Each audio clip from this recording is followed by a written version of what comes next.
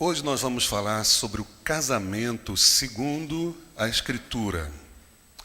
Casamento como modelo bíblico, e para nós compreendermos o casamento conforme a Escritura ela nos ensina, nós vamos ler a primeira carta aos Coríntios, capítulo 7, versículo 3.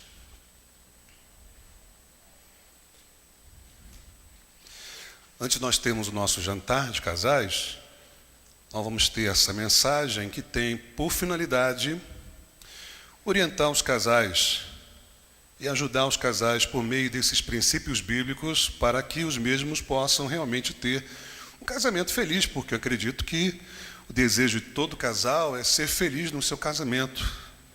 Eu não vou nem perguntar sobre isso, porque eu sei com toda certeza que todo casal deseja ser feliz. As pessoas se casam esperando ter um casamento feliz. Concordam comigo?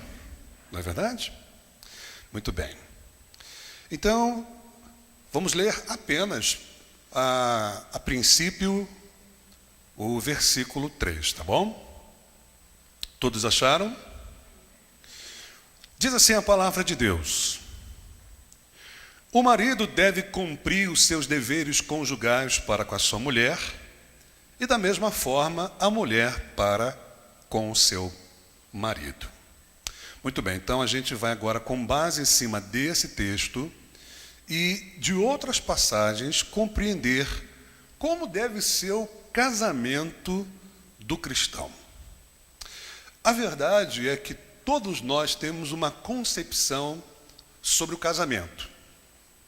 Alguns provavelmente devem ter uma ideia sobre o casamento diante do que viu no casamento dos seus pais.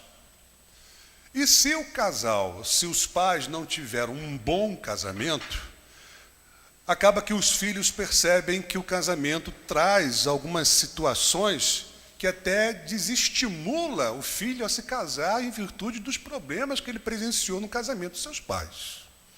Tanto é que tem gente que tem medo de casar por causa disso, porque não quer viver a mesma novela que seus pais viveram no casamento. Muita gente diz isso.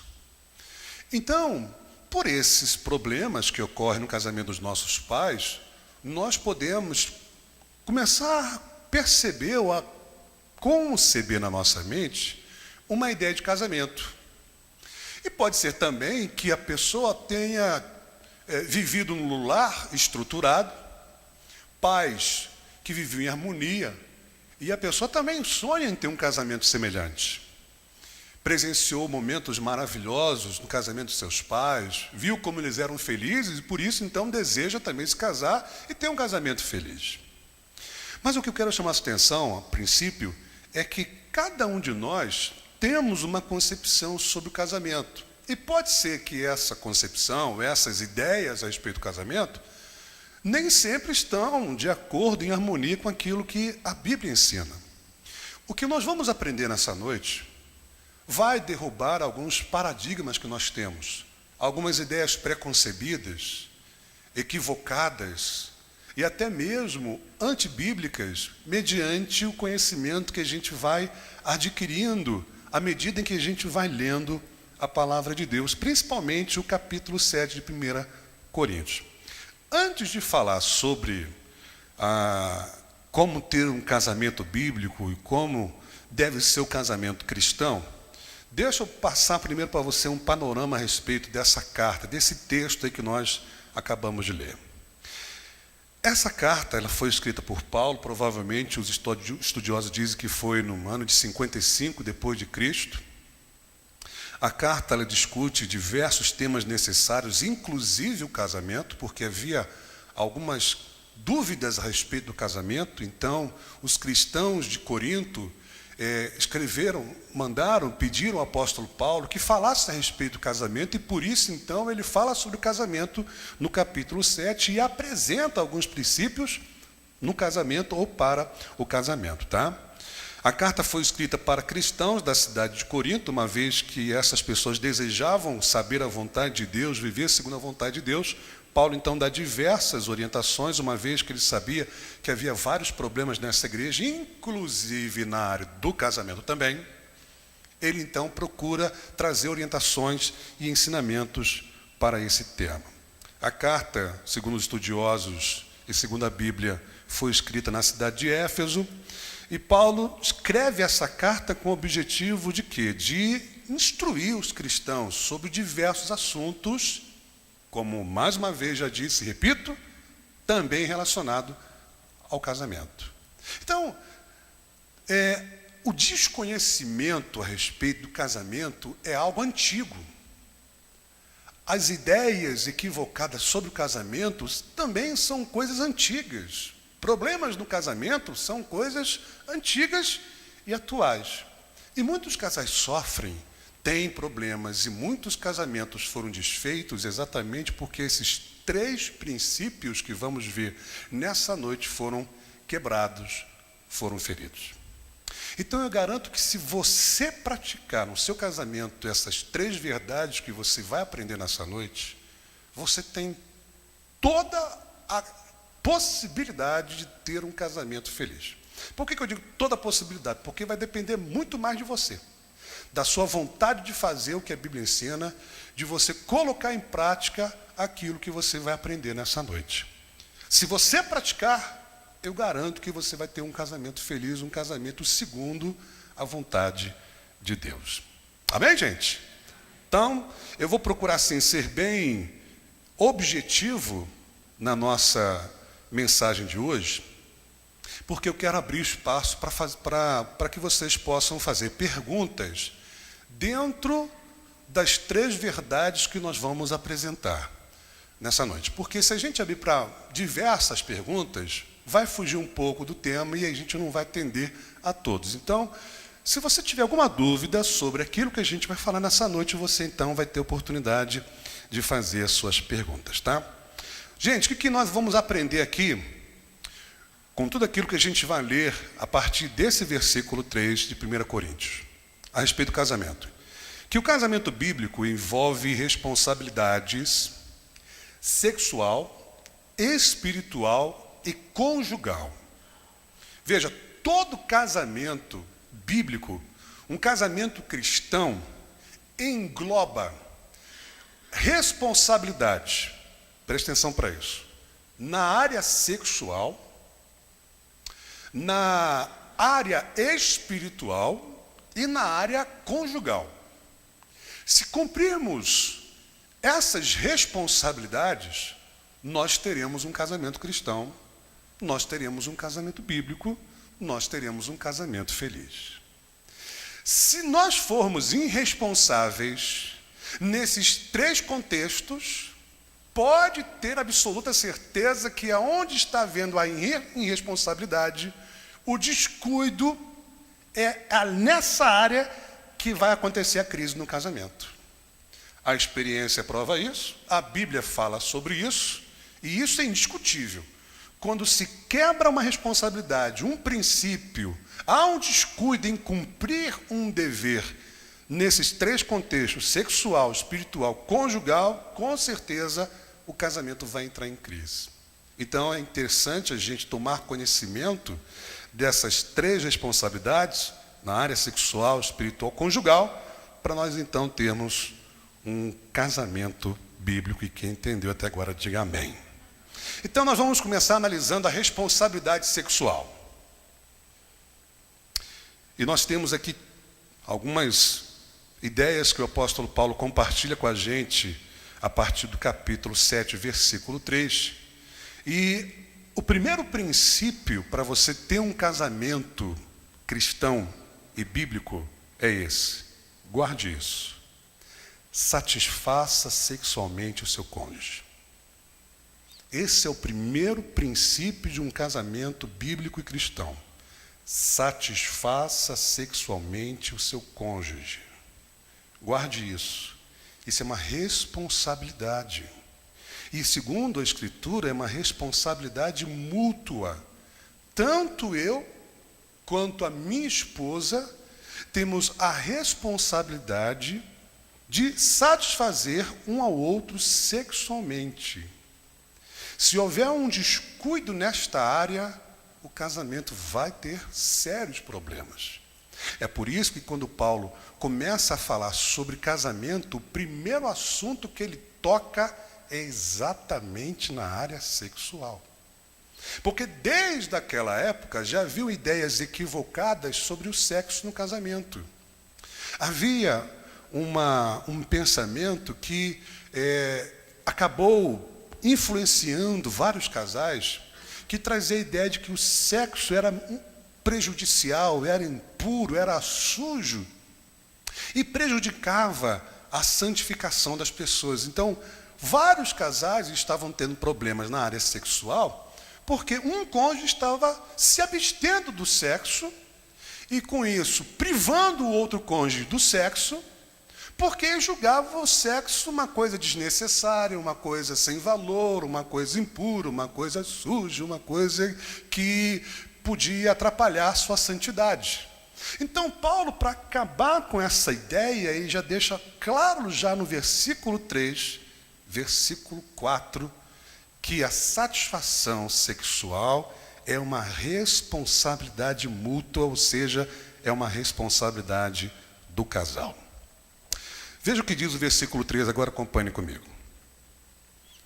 O marido deve cumprir os seus deveres conjugais para com a sua mulher, e da mesma forma, a mulher para com o seu marido. Sabe o que o apóstolo Paulo está passando aqui para os coríntios? Que o marido deve cumprir suas obrigações sexuais com a sua mulher. Essa palavra conjugais, quando ele diz o marido deve cumprir os seus deveres conjugais, a princípio, para nós, pode parecer várias responsabilidades conjugais. Mas dentro do contexto e pela intenção de Paulo, esses deveres conjugais estão relacionados à área sexual do casal. E aí então a gente vai também perceber que não só o marido deve cumprir as suas obrigações sexuais, por isso que a responsabilidade nessa área é mútua, Paulo também mostra que a mulher deve cumprir igualmente as suas obrigações sexuais com seu esposo, porque Paulo diz assim, e da mesma forma a mulher para com o seu marido. Tanto o marido tem que cumprir os deveres conjugais para com a sua mulher, e a mulher também, da mesma forma, para com o seu marido. Está vendo? Responsabilidade mútua. A mesma responsabilidade. Em que área? Na área sexual. Para a gente entender melhor esse versículo 3, eu vou ler para vocês 3 comentários que vai ajudar ainda mais você a entender o que Paulo está querendo falar e reforçar essa ideia que eu quero passar para vocês, tá bom? O comentário do Novo Testamento de aplicação pessoal, ele interpreta esse versículo da seguinte maneira. Escute que é importante para você entender. Aqueles que são casados têm a responsabilidade de cuidar um do outro. Portanto, maridos e mulheres não devem privar um ao outro, mas devem satisfazer as necessidades e desejos um do outro. Só um minutinho. Filha, clicou aí naquela setinha para mais? Porque não está aparecendo aqui não. Oi? Está ligado já, está ligado. Obrigado. Um outro comentarista chamado Simon diz o seguinte: com penetrante entendimento das intimidades da vida conjugal, repare, Paulo declara que tanto o esposo como a esposa devem cumprir seus deveres matrimoniais recíprocos. Ele dá ênfase à igualdade dos dois sexos com respeito, note, à união conjugal. Com as palavras cumprir e obrigações, e no nosso está cumprir e deveres, na nossa tradução, Paulo quer dizer o pagamento de uma dívida que cada um tem em relação ao outro. O casamento sem sexo não é somente antinatural, como é também expressamente proibido. Dê para os irmãos entenderem esse comentário aí? Beleza. O comentário bíblico Matthew Henry faz o seguinte comentário sobre esse versículo. E quando estiverem casados, cada um conceda ao outro o que lhe é devido. Versículo 3. Considere a disposição e a exigência de cada um e conceda o dever conjugal que é de direito de cada um. Pois, como o apóstolo Paulo argumenta no versículo 4, no estado do casamento, nenhuma pessoa tem poder sobre o seu próprio corpo, mas o entregou ao poder do outro, o da mulher ao poder do marido e do marido ao poder da mulher. Então, o que esses comentaristas estão passando para a gente aqui? Que é direito do cônjuge ter sexo. E que é responsabilidade, direito e dever de ambos. Eu tenho o direito de ter sexo com minha esposa tem todo o direito de ter sexo comigo. Isso é uma responsabilidade mútua. E quando eu nego isso para minha esposa, eu estou descumprindo essa responsabilidade mútua aqui. Deu para os irmãos entenderem? Quem entendeu, diga amém. Beleza. A outra coisa importante que a gente vai perceber e vamos entender no versículo 4, que o nosso corpo pertence ao nosso cônjuge. Essa é a segunda razão pela qual a satisfação sexual é uma responsabilidade mútua.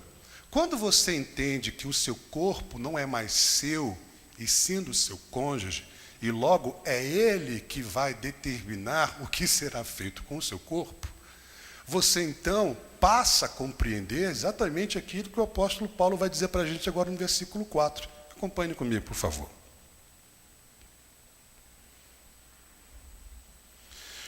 A mulher não tem autoridade sobre o seu próprio corpo. Em outras palavras, no português bem claro, Paulo está dizendo o seguinte: a mulher não manda mais no seu corpo. A mulher não é mais dona de si. Quem é dona do corpo da mulher? Paulo vai dizer. Mas sim o marido. Da mesma forma, o marido não tem autoridade sobre o seu próprio corpo, mas sim a mulher. Então, o que a gente entende aqui? Eu não mando mais no meu corpo. Quem é que manda no meu corpo? Minha esposa. Minha mulher não manda mais no corpo dela. Quem tem autoridade no corpo dela sou eu. E por que Paulo fala isso? Para argumentar, obrigado, que nós temos o quê? Esse direito sobre o corpo do cônjuge. E eu vou apresentar alguns outros comentários para você ver que essa ideia que eu estou passando para você não é apenas uma conclusão minha pessoal. Porque o que eu mais quero é ser imparcial nessas interpretações, para que você não pense que eu estou sendo tendencioso para o lado masculino ou para o lado feminino. Mas tudo que eu quero é que você entenda o que a Bíblia fala por ela mesma. E aí, querido, se nós realmente desejamos ter um casamento bíblico, nós temos que apenas aceitar aquilo que a Bíblia diz. Talvez você ou alguém não goste ou não concorde, mas se você quer ter um casamento bíblico, você vai ter que abraçar esses princípios que a Bíblia nos ensina, tá bom? Então, olha só, o nosso corpo pertence ao nosso cônjuge. Isso aqui já começa a quebrar um paradigma, tá? Para muitos casais, isso aqui é um problema. Tem cônjuge que acha que o outro não pode se intrometer no corpo dela. Só pode se envolver quando ela permite, quando ela deixa, como se o corpo dela fosse ainda dela. Olha que coisa absurda. Olha que situação. O homem tem autoridade sobre o corpo da esposa. Paulo diz no versículo 4. A mulher não tem autoridade sobre o seu próprio corpo, mas sim o marido. A mulher tem autoridade sobre o corpo do marido. Versículo 4, parte B. Da mesma forma, o marido não tem autoridade sobre o seu próprio corpo, mas sim a mulher. Vamos aos comentários. Simon diz o seguinte: mas aqui ele deixa bem claro que, com respeito à sexualidade de esposo e esposa, há completa igualdade. Cada um dos dois tem autoridade sobre o corpo do seu cônjuge, e os dois se submetem um ao outro. Assim experimentam completa mutualidade. Percebe então que existe uma submissão mútua? Não é só minha mulher que se submete a mim, não, na área do corpo, do sexo. Eu também me submeto a ela. Então há uma igualdade nesse sentido aí. Isso a gente precisa parar para pensar. O comentário série Cultura Bíblica diz o seguinte: Nem as esposas, nem os esposos têm o direito de usar os seus corpos completamente como queiram. Têm obrigações um para com o outro. Ou seja, está concordando exatamente com a ideia do apóstolo Paulo nesse texto, tá bom?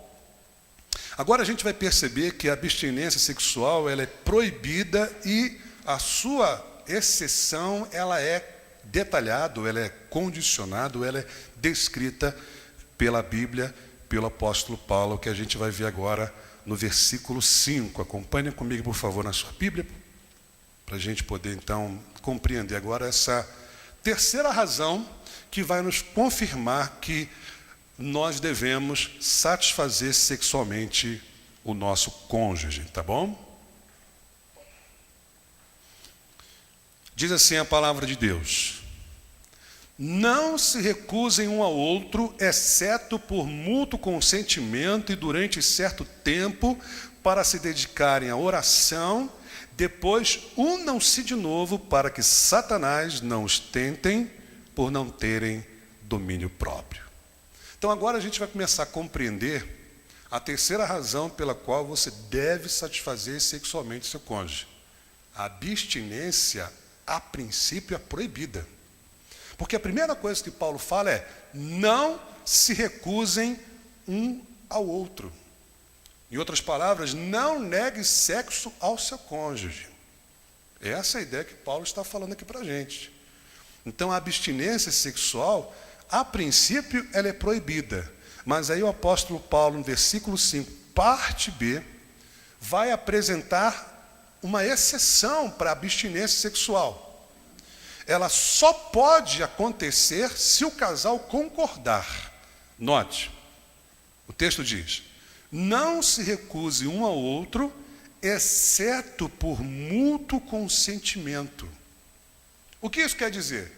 Que o meu cônjuge não pode negar sexo para mim se eu também não concordar. Só pode negar se eu concordar. Tem que ter uma concordância mútua, não é só uma decisão unilateral. Tem que ser uma decisão junta. Um quer, o outro também concorda e quer também. Se um não concordar, deve continuar a atividade sexual. A abstinência só pode acontecer se o casal concordar. Se o casal não concorda, não pode existir abstinência. Vocês entenderam isso aí? É um outro paradigma que cai. É um outro problema que acontece em muitos casamentos, tá? Continuando. A abstinência sexual deve ser temporária. É um outro detalhe que Paulo descreve sobre essa exceção para a abstinência sexual, que está na parte C do versículo 5. Ele diz assim: e durante certo tempo. Ou seja, não pode ser por muito tempo essa abstinência sexual. E para a gente poder acelerar, ganhar tempo e falar tudo aqui, dá tempo ainda para você fazer pergunta, eu vou acelerar um pouquinho mais aqui, tá? E essa abstinência sexual, ela deve ser para consagração. Ou seja, para fins espirituais, para você jejuar, para você orar, para você buscar a Deus. É o único propósito para o qual o casal pode se abster sexualmente. É lógico, vou abrir um parênteses aqui, que pode acontecer outras situações que pode exigir abstinência sexual. Por exemplo, uma cirurgia. O cônjuge operou e recentemente está operado e não pode fazer esforço. Então é óbvio que o outro cônjuge deve ter consideração nesse sentido e entender que o seu cônjuge não tem condições de praticar sexual, porque senão pode romper lá os pontos da cirurgia, pode trazer problemas. Ou uma enfermidade que impossibilita a pessoa de ter atividade sexual, e nesse sentido o cônjuge deve ter compreensão. Então, essas questões, Paulo ele não apresenta aqui, mas o que ele quer deixar bem claro é o seguinte: você está saudável, você não tem nenhum problema, você está bem de saúde, está tudo bem com você? Beleza, então tá. Você só pode se abster sexualmente se for para orar. Fora isso, você não pode. Sentiu o drama? Percebeu? Então ele diz, para se dedicarem à oração. Então você pode chegar para o seu cônjuge assim, meu amor, você me permite eu me dedicar à oração e a gente se abster da atividade sexual para esse propósito? Se ele concordar, beleza. Se não concordar, você vai ter que respeitar e só pode fazer isso com ele concordando. Sempre tem que ser por concordância. Quem está me entendendo, diga amém. E aí Paulo então vai apresentar uma outra ideia sobre essa abstinência sexual. A abstinência sexual prolongada deve ser evitada, porque se torna perigosa. Olha o que ele diz no versículo 5, na parte final. Depois, unam-se de novo para que Satanás não os tente por não terem domínio próprio. A ideia que Paulo quer passar aqui, que o casal deve se unir sexualmente, depois de ter passado por um tempo de abstinência sexual, exatamente para não ser tentado por Satanás. Porque se o casal prolongar a abstinência sexual, ou um ou o outro vai ser tentado pelo diabo. E aquele que não tem domínio próprio vai cair na tentação. Portanto, a abstinência sexual prolongada, ela deve ser evitada. Para a gente então entender melhor esse versículo, William MacDonald diz o seguinte: a abstinência só é permitida mediante duas condições. Primeiro, deve dar-se por mútuo consentimento, como a gente viu, a fim de que o marido e mulher se dediquem à oração, essa tem que ser a finalidade. Segundo, deve ser apenas temporária. Marido e mulher devem juntar-se novamente para que Satanás não os tentem por causa da incontinência ou por falta de domínio próprio, tá bom? Comentário bíblico africano diz o seguinte: a única exceção permitida por Paulo seria por breves períodos, quando ambos concordarem em se abster do sexo, para que possam devotar-se à oração. Tais períodos, entretanto, não devem ser prolongados, para que Satanás não os use para semear sementes de tentação. E aqui vale a pena a gente abrir um parênteses. Um dos problemas que leva muitos cônjuges à traição é exatamente isso: a abstinência sexual. Um dos cônjuges não quer, e aí você vê muitos casais ficando 15 dias, um mês, 2 meses, 3 meses, 6 meses. Eu conheci um casal que ficou 1 ano sem atividade sexual. E o marido desesperado, sofrendo terríveis tentações. E por isso que muitos acabam caindo no adultério, na prostituição, porque casou-se para ter atividade sexual. E ao se casar, é negado a ele atividade sexual, algo que é do direito dele. O que está acontecendo? Vai entrar num processo de tentação. O diabo não é bobo, o diabo quer destruir o casamento, quer destruir a vida da pessoa, percebe que está havendo abstinência sexual. Ah, meu amigo, enquanto o cônjuge em casa não quer ter sexo com o seu cônjuge, tem um monte de gente lá fora, no trabalho, na faculdade, na rua, querendo ter atividade sexual com ele. Aí é prato cheio para o diabo. E aí não tem como você querer que o seu marido e a sua esposa sejam santos durante tanto tempo sem ter abstinência sexual. Isso é uma imprudência, isso é falta de sabedoria, isso é muita ignorância bíblica, permitir que seu esposo fique meses, dias sem ter atividade sexual. Você está colocando o seu marido assim, na beira do abismo, ou a sua esposa na beira do precipício. Por isso que a gente tem que pensar sobre isso, gente. Então, no casamento bíblico, a satisfação sexual é um direito do cônjuge. Logo, nós precisamos parar para responder essa pergunta: o nosso cônjuge está satisfeito sexualmente? Se você pudesse agora perguntar para o seu cônjuge a seguinte pergunta: Você está satisfeito sexualmente? Eu tenho dado esta satisfação sexual para você? Qual seria a resposta dele? Se o seu cônjuge disser que não, você tem que trabalhar nessa área. Você tem que começar a se preocupar com isso. Porque para você ter um casamento bíblico, você tem que satisfazer o seu cônjuge e o seu cônjuge também tem que satisfazer você. Então, o princípio é satisfaça sexualmente o seu cônjuge. Quem entendeu isso aí, diga amém. Vamos agora analisar a responsabilidade espiritual. Vimos a responsabilidade sexual, agora vamos ver que no casamento bíblico existe uma responsabilidade espiritual. Isto é, uma responsabilidade que eu e você temos com Deus, diante de Deus. E que responsabilidade é essa? Olha, sente o drama. Eu e você precisamos viver a vida toda com o nosso cônjuge. Quando você casa para viver toda a sua vida com o seu cônjuge. Nós não casamos pensando em divórcio ou em separação. Nós casamos para viver juntos o resto da vida. E esse é o segundo princípio que Paulo apresenta para a gente e a responsabilidade espiritual que nós temos. Veja o que diz 1 Coríntios, capítulo 7, do verso 10 até o verso 11. Aos casados dou este mandamento, não eu, mas o Senhor, que a esposa não se separe do seu marido, mas se o fizer, que permaneça sem se casar, ou então reconcilie-se com seu marido.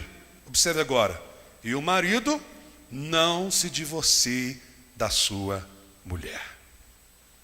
Gente, o divórcio é proibido por Deus, é proibido por Cristo, é proibido pela palavra de Deus. E essa proibição que nós encontramos aqui nesses 2 versículos, não é uma proibição do apóstolo Paulo, e ele deixa muito claro isso, quando ele diz assim, aos casados dou este mandamento, não eu. Então ele está tirando o corpo dele fora, dizendo, gente, não sou eu que dou esse mandamento, isso não tem nada a ver comigo, isso é uma coisa que foi Deus que estabeleceu. E é o que ele vai dizer para a gente, mostrando claramente que essa proibição é de Cristo. Ele diz, aos casados dou este mandamento, não eu, mas o Senhor, que a esposa não se separe do seu marido. Então essa proibição não é de Paulo, é de Cristo e também ela é enfática. Por quê? Porque Paulo diz assim, que a esposa não se separe do seu marido. Depois ele diz, e o marido não se divorcie da sua mulher. Primeiro ele fala para a mulher, não se separe do seu marido. Depois ele diz para o marido, não se divorcie da sua esposa. Note como é que ele está enfatizando, tanto para o marido como para a esposa. Não se separe dela, não se separe dele. O que é isso? É eu que estou mandando isso? Não, quem está mandando isso é o Senhor. Crente não pode pensar em divórcio. Existem algumas exceções que a Bíblia nos apresenta sobre divórcio, só que hoje não está aqui dentro do nosso contexto. Mas posso assim antecipar para você que em caso de infidelidade sexual pode acontecer o divórcio. Se o descrente que é casado com um crente quer se separar, pode acontecer o divórcio. Mas isso é um assunto que a gente precisa estudar com muito cuidado para não ter algumas conclusões equivocadas. Se você quiser entender sobre essa questão do divórcio, eu coloquei um vídeo lá no YouTube falando sobre isso. No site da igreja tem um estudo sobre esse assunto. Quando que um cristão pode se divorciar? Quando que ocorre o divórcio segundo a Escritura? Então você pode examinar, pode estudar esse assunto lá no site da nossa igreja, tá bom? Mas agora a gente está vendo aqui que com relação a casais cristãos, o mandamento é que eles não se separem. Para um casal onde um é crente e o outro não é crente, o mandamento é o mesmo. Eles não devem se separar. Por quê? Porque lá na igreja de Corinto, algumas pessoas estavam achando que o fato do sujeito ter se convertido a Jesus e o seu cônjuge não, seria uma razão para o divórcio. Só que Paulo está mostrando para essas pessoas, para esses casais, para esse irmão em Cristo, que o fato dele ser casado com um incrédulo não significa que ele tem que se separar. Ele deve continuar, desde que o cônjuge incrédulo queira continuar com ele. Se o cônjuge incrédulo não quiser continuar com ele, então aí já é um problema do cônjuge incrédulo e não um problema do cônjuge cristão. Quantos entenderam isso aí? Digo amém. Muito bem. William MacDonald faz um comentário interessante sobre esse versículo que vale a pena a gente tomar conhecimento. Cristo já havia dado um mandamento explícito acerca dessa questão. Havia, por exemplo, proibido o divórcio, exceto nos casos de infidelidade sexual. A instrução geral fornecida por Paulo é para que a mulher não se separe do seu marido. Vamos ver também que o divórcio é mais complexo de administrar caso não ocorra infidelidade sexual e caso o cônjuge incrédulo não queira se separar. Então, em que sentido o divórcio é mais complexo de você administrar? Quando não ocorre infidelidade, não há nenhuma razão da pessoa se divorciar e mesmo assim ela quer se divorciar. Por que fica difícil, complexo de administrar o divórcio? Primeira razão, é complexo porque, caso não haja infidelidade sexual, o cristão que se divorcia deve viver solteiro. Olha que situação. Olha que pepino. Pastor, estou bem com minha mulher, está tudo legal, mas eu resolvi me separar, é uma decisão minha, não quero mais continuar casado. Tá bom. É isso que você quer? Beleza. Bom, você quer continuar sendo crente, não quer? Quero continuar sendo crente. Então, querido, você vai viver a vida inteira solteiro. Se você não tem razão ou motivos para se separar, obrigado, você então vai viver solteiro para o resto da vida. Ou, se você perceber que está difícil, volte para o seu cônjuge. Se ele ainda está solteiro. Olha só, que complexidade. Então, Paulo diz o seguinte, vamos ler o versículo 11. Vamos ler o versículo 10 e 11 para você entender o versículo 11. Aos casados dou este mandamento, não eu, mas o Senhor, que a esposa não se separe do seu marido. Observe o que ele vai dizer no versículo 11. Mas se o fizer, ou seja, se ela se divorciar, ele diz que permaneça sem se casar. Ou, então, reconcilie-se com seu marido. Fala a verdade. O divórcio desse caso aqui não fica muito mais complexo? Fica ou não fica, gente? Fica. Será que a pessoa vai conseguir viver a vida inteira sem se casar? Sem se relacionar com outra pessoa, caso não tenha uma razão que justifique o divórcio? E depois, se resolver voltar para o cônjuge, será que o outro vai aceitar? Nossa, olha só o drama que a pessoa vai viver. Por isso, então, Paulo diz que é melhor não se separar.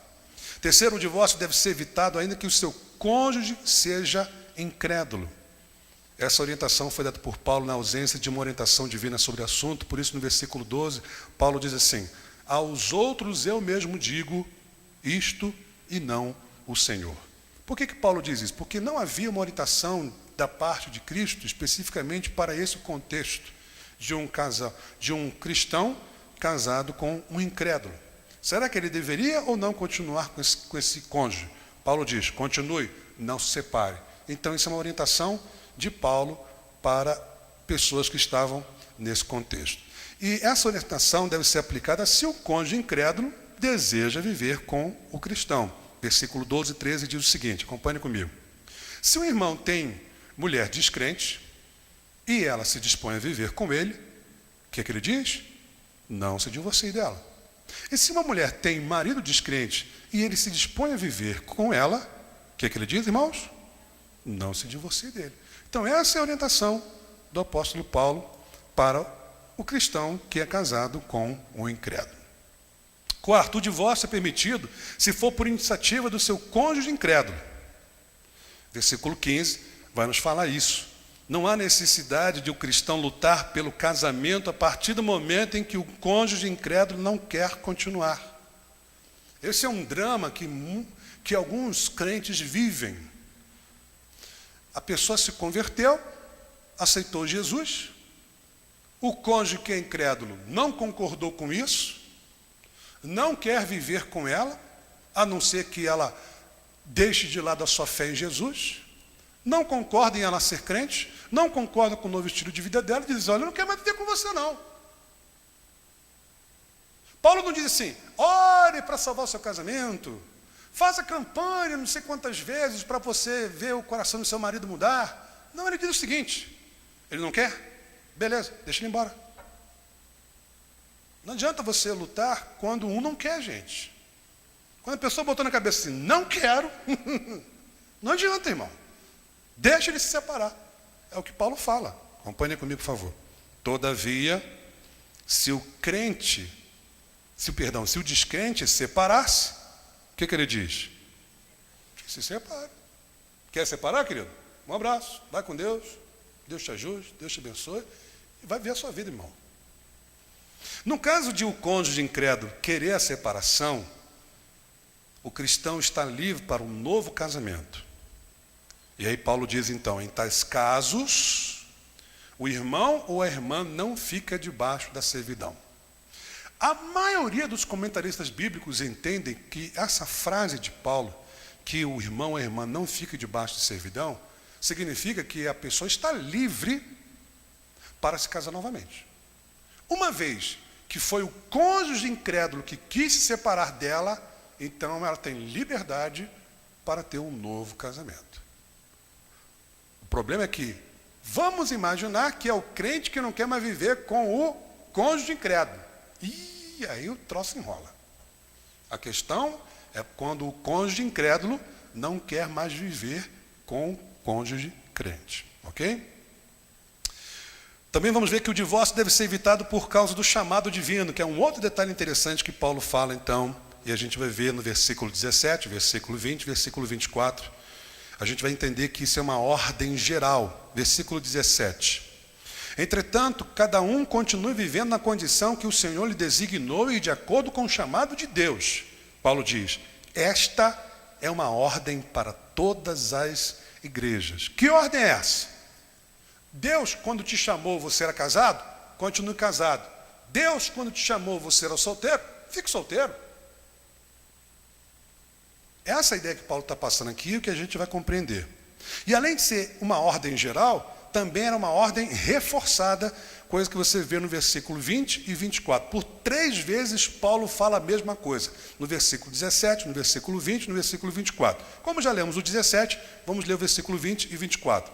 Cada um deve permanecer na condição em que foi chamado por Deus. Versículo 24. Irmãos, cada um deve permanecer diante de Deus na condição em que foi chamado. Lawrence Richard diz o seguinte: Deus o chamou para ser uma pessoa casada? Então permaneça casado. Para que se separar? Para que se divorciar? Comentário do Novo Testamento, aplicação pessoal, diz o seguinte: aceite qualquer situação em que o Senhor lhe colocou e continue como era quando Deus o chamou, porque Deus pode usar os seus seguidores fiéis em todas as áreas da vida. Deus te chamou, você era solteiro? Deus vai te usar como solteiro. Deus te chamou quando você era casado? Deus também vai te usar, mesmo você sendo casado. É isso que o comentarista está passando para a gente. Marshall, um dos comentaristas mais respeitados do meio evangélico no mundo, diz o seguinte: Paulo defende um princípio geral de que as pessoas devem permanecer na situação em que se encontram, quer sejam casadas ou solteiras, o que, por extensão, incluía os escravos e os livres, coisa que Paulo fala no contexto que a gente não leu para ganhar tempo. Segundo o seu raciocínio, o mais importante é manter os mandamentos de Deus em qualquer situação que a pessoa se encontre. Então, Deus, quando te chamou por meio do Evangelho, você era casado, então obedeça os mandamentos de Deus no seu casamento. Deus te chamou quando você era solteiro, obedeça os mandamentos de Deus na sua vida de solteiro. E assim por diante. Você é livre? Então, obedeça a Deus. Você é escravo? Obedeça a Deus. Então, em todos os contextos que você se encontra, você precisa obedecer ao Senhor. É isso que Márcio está falando para a gente. O divórcio deve ser evitado mesmo diante das adversidades, causado por problemas atuais, é o que Paulo vai dizer para a gente no versículo 26, acompanhe na sua Bíblia. Por causa dos problemas atuais. Paulo diz assim, olha, penso que é melhor o homem permanecer como está. Está casado, irmão? Continua casado. Separa não, vai arrumar mais problema. Está solteiro, querido? Continue solteiro. É mais jogo você ficar solteiro. Em que contexto? Num contexto espiritual, porque o solteiro pode se consagrar, pode servir muito mais a Deus do que uma pessoa casada. Não que uma pessoa casada não possa servir a Deus, mas a questão é que o solteiro pode se dedicar muito mais do que uma pessoa casada para Deus. Então é nesse sentido, tá? Então a gente percebe aqui que é uma opção melhor, por isso Paulo diz, penso que é melhor o homem permanecer como está. Então, meu irmão, você está casado? A melhor opção é você continuar casado. Quem entendeu isso aí, diga amém. E por causa das dificuldades que surgirão na vida. Isso é interessante a gente pensar rapidinho, está no versículo 28, acompanhe comigo. Paulo diz assim, olha, mas se vier a casar-se, não comete pecado. E se uma virgem se casar, também não comete pecado. Mas aqueles que se casarem enfrentarão muitas dificuldades na vida e eu gostaria de poupá-los disso. Gente, casamento tem os seus pontos positivos, mas a questão é que quando você casa, você vai enfrentar, como Paulo diz aqui, muitas o quê? Dificuldades. Isso é previsto, gente. Porque quando você é solteiro, você vai se virando. Mas quando você é casado, você tem que cuidar da sua esposa, se tiver filhos, tem que cuidar dos filhos.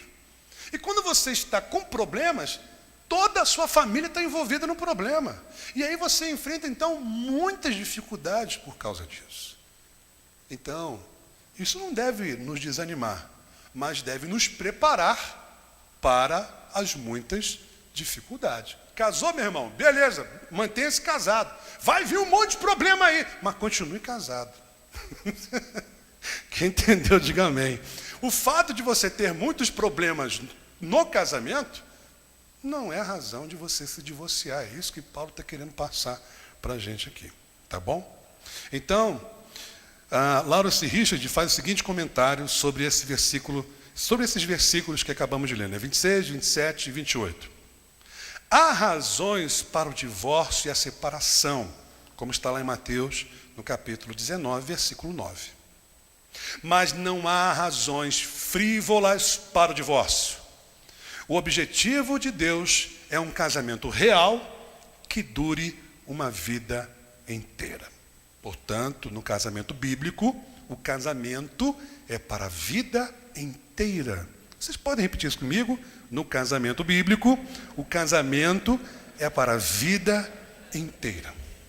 E a pergunta é, estamos dispostos a viver a vida inteira com o nosso cônjuge?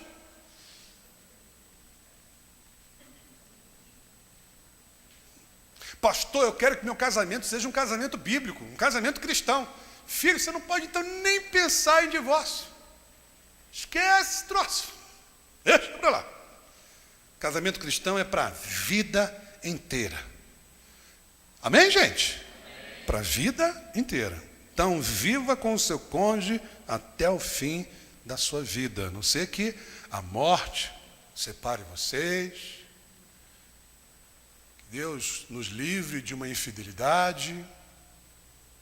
Que Deus livre aquele cônjuge que tem um crente incrédulo e de repente esse cônjuge incrédulo não querer mais ver com você.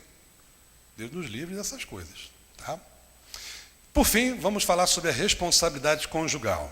Isso aqui também é uma outra questão que eu vou rapidamente analisar com vocês, por causa do tempo, já acabou o tempo, já estourou o tempo, mas eu preciso encerrar esse assunto com você. Então, olha só, vimos a responsabilidade sexual, vimos a responsabilidade espiritual. Deus quer que você viva toda a sua vida com o seu cônjuge. Isso é uma responsabilidade espiritual, porque quem quer isso é Deus, quem espera isso é Deus. Então nós temos uma responsabilidade diante de Deus, beleza? Agora a gente vai ver a nossa responsabilidade com o cônjuge agora, com a pessoa, que não trata da área sexual, mas do indivíduo, do seu marido e da sua esposa. E o princípio é esse: concentre-se em seu cônjuge. Foque a sua vida no seu cônjuge. Nós acabamos nos envolvendo com tantas coisas na vida que a gente fica tão assim, sabe, distraído, e que não ficamos concentrados no cônjuge. Mas um casamento cristão, ele é cristão quando o cônjuge está focado no outro. E é isso que a gente vai aprender agora. Você precisa dar atenção ao seu cônjuge. É o que diz o versículo 33 e 34. Esse é outro princípio que Paulo apresentou aos coríntios, que a gente vai analisar agora. E para a gente espantar o sono daqui, o cansaço, vamos ler juntos esses dois versículos? Leiamos. Mas o homem casado preocupa-se com as coisas deste mundo, em como agradar sua mulher, e está dividido. Tanto a mulher não casada como a virgem preocupam-se com as coisas do Senhor, para serem santas no corpo e no espírito. Mas a casada preocupa-se com as coisas deste mundo, em como agradar seu marido. Então agora você vai perceber que, assim como a satisfação sexual é uma responsabilidade mútua, assim como que viver a vida inteira com o seu cônjuge também é uma responsabilidade mútua, porque não é só uma responsabilidade sua, é também do seu cônjuge. Agora você vai ver que você também precisa dar atenção ao seu cônjuge, e o seu cônjuge também tem que dar atenção a você. É o que nós vamos começar a perceber agora. Vamos entender que o relacionamento conjugal impõe responsabilidades terrenas. Por isso Paulo diz assim: mas o homem casado preocupa-se com as coisas deste mundo. Uma vez que você casa, você vai ter que ter responsabilidades terrenas com relação à sua esposa. Tipo, você vai ter que trabalhar para sustentar a sua esposa, comprar as coisas, ir no mercado. O que mais? O que mais que a gente tem que fazer como casado? Cuidar do filho, educar do filho. O que mais? Um monte de coisas, né, que nós temos que fazer, que está nessa área, o quê? Terrena. Entendeu? É o que Paulo está querendo passar para a gente. Mas o homem casado, olha só, preocupa-se com as coisas deste mundo. O comentário bíblico africano fez um comentário interessante que vale a pena a gente conhecer. Paulo desejava que os coríntios, assim como ele, se ocupassem apenas das coisas do Senhor e não dos seus relacionamentos conjugais, que ele chama aqui de coisas do mundo. O desejo de Paulo é que as pessoas fossem solteiras, porque sendo solteiras elas podem se dedicar ao Senhor. Mas uma vez casado, o sujeito vai ter que se preocupar com as coisas deste mundo, com as responsabilidades terrenas, tá? O relacionamento conjugal exige dedicação a assuntos terrenos. Por isso Paulo vai dizer agora para a mulher casada: mas a casada preocupa-se com as coisas deste mundo. O que isso quer dizer? Que a mulher tem que se dedicar às questões do casamento deste mundo. William MacDonald diz o seguinte: também nesse caso, a que se casou se ocupa com as coisas do mundo. Isso não significa que ele é mais mundana que a mulher não casada. Antes, repare, precisa dedicar parte do seu dia às tarefas corriqueiras, como cuidar da casa. Um exemplo. Então, a partir do momento em que a mulher se casa, ela vai ter que cuidar dos seus filhos, da casa, do marido. Então, ela tem uma preocupação terrena. A mulher solteira não tem essas preocupações. Ela só tem a preocupação de servir a Deus, de dedicar sua vida para Deus, de ganhar vidas, de servir ao Senhor, de servir aos irmãos. A casada não. A casada está enrolada. Infelizmente, por quê? Porque grande parte das tarefas da casa fica na responsabilidade da mulher. Gente, isso aí é indiscutível. A gente vê o feminismo entrando aí, querendo influenciar a cabeça da mulherada, mas dá uma olhadinha lá em Provérbios, no capítulo 32, e vai ver o que é uma mulher sábia. Dá uma olhadinha lá. Você não pensar que é cabeça minha, pastor é meio machista, pastor é meio radical, pastor é isso. Não, querido, é a Bíblia que diz, é Deus que ensina. Vai lá, mulher sábia, como é que é mulher sábia? Mulher sábia cuida da casa, cuida dos filhos, cuida do marido, cuida de tudo. Vai reclamar com Salomão. Ué. Reclama com ele, meu irmão. E olha, o homem era sábio, hein? Para ele chegar e falar assim, ó, a mulher sábia cuida da casa, cuida dos filhos, trabalha e cuida da família. Porque hoje a ideia é a seguinte, eu trabalho fora, pastor, que se vire ele com a casa. Essa é a ideia feminista, né? Nós temos responsabilidades iguais, não adianta. Mulher tem tato para certas coisas que marido não tem. Tem coisas que só mulher sabe fazer e que marido não sabe fazer. E Salomão disse, né? E olha que não tem nada a ver isso aqui que eu estou falando, mas acho que vai ajudar a contribuir isso aqui. Salomão diz que a mulher sábia edifica a casa e a tola, o que ela faz? Destrói. Eu entrei certa vez na casa de um casal que se você entrasse, você teria nojo de entrar. Sabe o que é nojo? Nojo. E sabe por quê? Porque eu cheguei na casa, gente, eu não tive nem coragem de entrar, eu nem entrei. Eu entrei, nem sei se eu entrei. Nem me lembro mais. Já tem um tempo. Mas eu não demorei muito ali, não. Você sabe por quê? Você entrava na sala. Gente, imagina a confusão. Roupa, coisas, objetos, tudo largado em cima do sofá, em cima da mesa. Um cheiro horrível. Horrível, horrível, horrível. Tu lembra disso, irmão? Ela foi também comigo. Eu falei assim, meu Deus do céu. Cadê a mulher dessa casa? Porque, meu querido, não tem como não. Até você, mulher, se você entrasse na casa daquela mulher, você disse, que mulher é essa?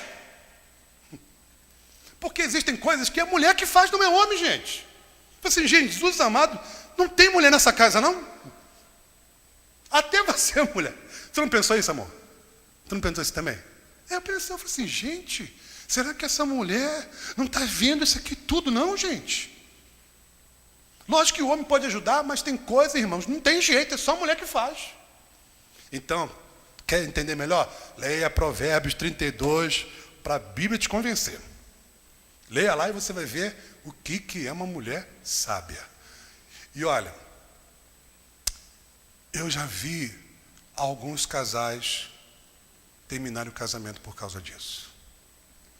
Porque a mulher, ela casou, mas não assumiu o seu papel de esposa e que tem a responsabilidade de cuidar, de zelar pela casa e pela família. Acaba o casamento. Acaba. Se não acabar, vai ser aquele casamento que os dois estão debaixo do mesmo teto, mas acabou o casamento. Isso acontece muito, você sabe disso, né? Não se separa por conveniência, para não ter que falar, não sei o quê, mas você vê que o casal, nem mais casal, está ali debaixo do mesmo teto, são amigos, entendeu?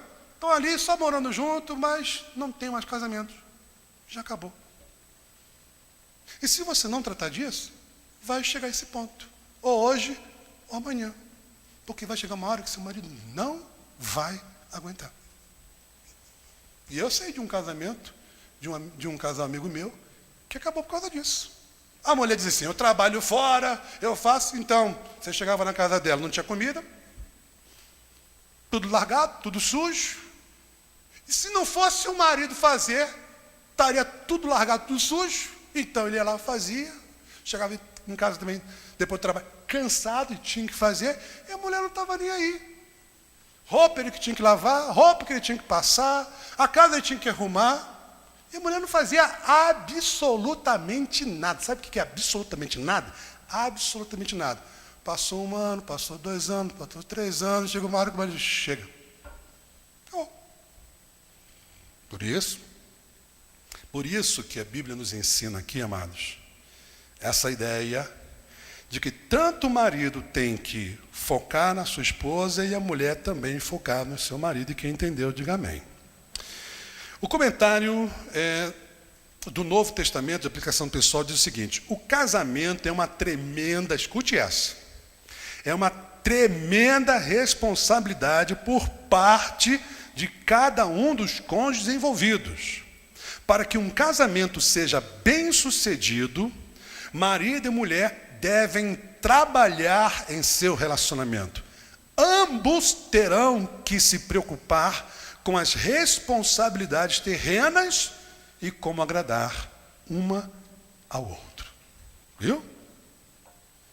E aí você vai então entender que você deve agradar o seu cônjuge. Irmão, aí está o nosso maior desafio. E é o que Paulo vai nos mostrar no versículo 33 e 34. Acompanhe comigo. Mas o homem casado preocupa-se com as coisas deste mundo, leiam comigo, em como agradar sua mulher. E está dividido, tanto a mulher não casada como a virgem preocupa-se com as coisas do Senhor, para serem santas no corpo e no espírito. Mas a casada preocupa-se com as coisas deste mundo, em como que? Agradar o seu marido. Deixa eu só ver esse negócio que está pitando aqui, que eu botei para... Ok. Então, gente, olha só. Está escrito na sua Bíblia que você tem que agradar o seu cônjuge? Está escrito? É isso aí. Precisa de interpretação? Explicação, alguma coisa assim? Não, né? Beleza. Então, como agradar sua mulher? Pergunte a ela. É a melhor forma de você saber como agradar sua mulher. Mas eu vou te dar umas dicas, tá? Umas dicas de pessoas, escute essa, de pessoas que estudam o assunto, são especialistas no assunto, e de algumas pessoas que eu pesquisei. Primeiro, você agrada a sua mulher fazendo elogios. Você agrada a sua mulher sendo companheiro. Você agrada a sua mulher sendo carinhoso, sendo atencioso. Você agrada a sua mulher respeitando ela e sendo romântico.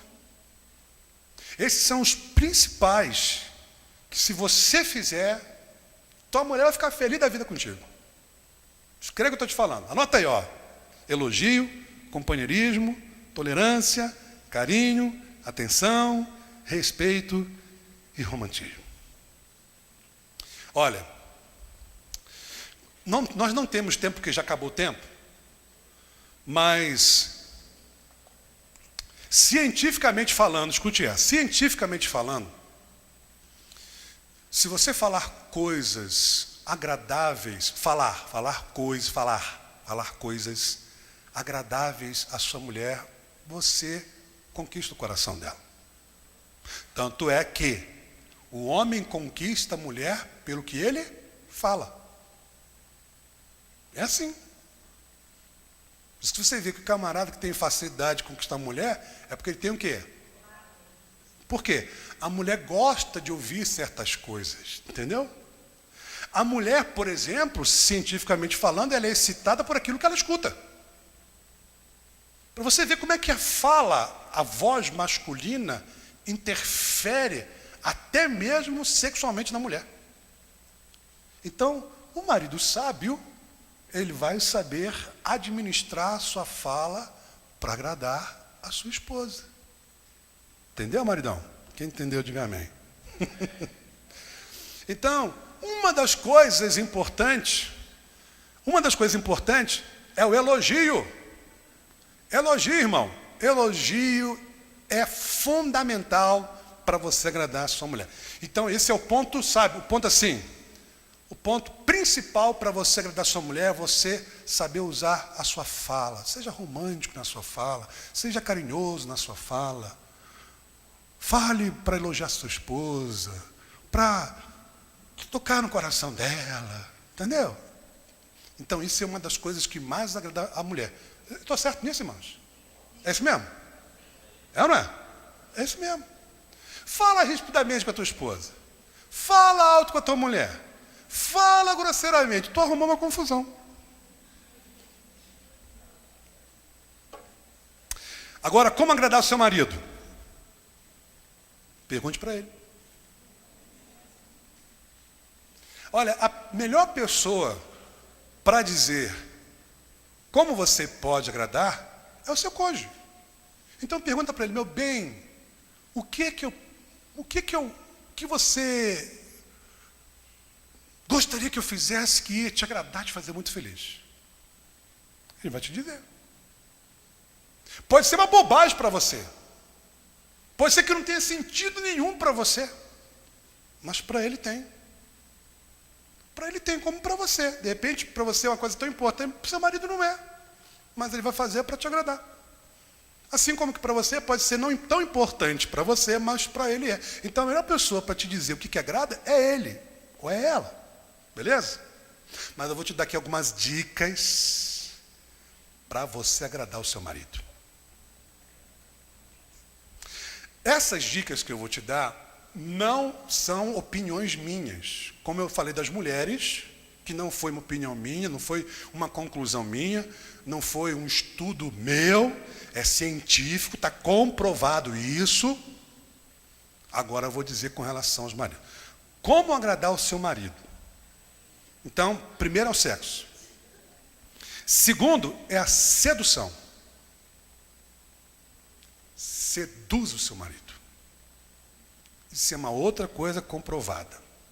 Depois da sedução vem um companheirismo. O marido também quer a esposa do seu lado. Quer tê-la ao seu lado. A outra coisa importante que agrada o marido é o apoio da esposa. Até porque você sabe que, biblicamente falando, a mulher foi criada para quê? Para auxiliar o marido. Essa é uma das principais responsabilidades da esposa. Então, o que o esposo espera encontrar da esposa? Apoio. Ajuda. Quando o marido encontra apoio da esposa, nossa, irmãos, ele encara os problemas com outro olhar. Porque sabe que tem alguém do lado dele apoiando ele. Então, apoio é importante. O respeito. Da mesma forma que o respeito tem um peso muito grande para a mulher, também tem para o homem. Se a mulher respeitar o seu marido na frente dos colegas, na frente dos seus familiares, na frente dos seus filhos, ela ganha tudo com o marido. Mulher que bagunça o marido na frente dos filhos, na frente dos colegas, nossa, está acabando com o marido. Assim como você, mulher, gosta de ser respeitada pelo seu esposo também gosta. O respeito tem que ser mútuo. Mútuo. Você não gosta de ser chamado de atenção na frente de ninguém? Ele também não gosta. Você não gosta de ser humilhado pelo seu marido? Ele também não gosta. Você não gosta de ser criticado na frente de ninguém? Ele também não gosta. Respeito é mútuo. É um caminho, é uma pista de mão dupla. Vai lá, vem cá. Não é só você que tem que ser respeitada. Seu marido também. Isso agrada o seu marido. E uma das coisas que agrada também, tanto a mulher quanto o marido, é quando o seu cônjuge não é crente e ele se converte, que é a conversão. Porque quando você tem um cônjuge que não é incrédulo, uma das coisas que com certeza irá agradar profundamente você, é ele se convertendo. É você saber que ele foi salvo pela graça de Deus, não é verdade? E ver a transformação da vida dele, porque olha, como é que ele vai mudar depois que se converter? Olha, se ele é um alcoólatra se convertendo, ele larga o alcoolismo. Se ele é um drogado se convertendo, ele deixa as drogas. Se ele é um mulherengo se convertendo, ele vai deixar a mulherada e vai ser só você, minha querida. Olha que bênção. Não vai agradar? Muito. A conversão agrada profundamente tanto o homem quanto a mulher. Trata-se apenas de uma observação geral. O homem casado deve agradar a esposa e tem mais obrigações a cumprir, diz William MacDonald. Gente, então no casamento bíblico o cônjuge é prioridade. Então a pergunta que nós devemos responder é essa: estamos dando prioridade ao nosso cônjuge? Estamos focados no nosso cônjuge? Estamos dando atenção para o nosso cônjuge. Quais são as necessidades do seu cônjuge? Supra essas necessidades. Quais são os problemas do seu cônjuge? Resolva, ajude seu marido, sua esposa a resolver os problemas dele. Quais são os desejos do seu cônjuge? Procure realizar esses desejos. Tu tem que estar focado no seu cônjuge. Esse é o princípio que a Bíblia ensina. Então, o casamento bíblico consiste em satisfação sexual, união permanente e prioridade ao cônjuge. Ponto. Se você satisfazer sexualmente seu marido, viver com ele o resto da sua vida e sempre dar a ele a prioridade que ele merece por ser o seu cônjuge, você vai ter um casamento bíblico, um casamento abençoado, um casamento harmonioso, um casamento até exemplar para muitos outros casais. Amém, gente?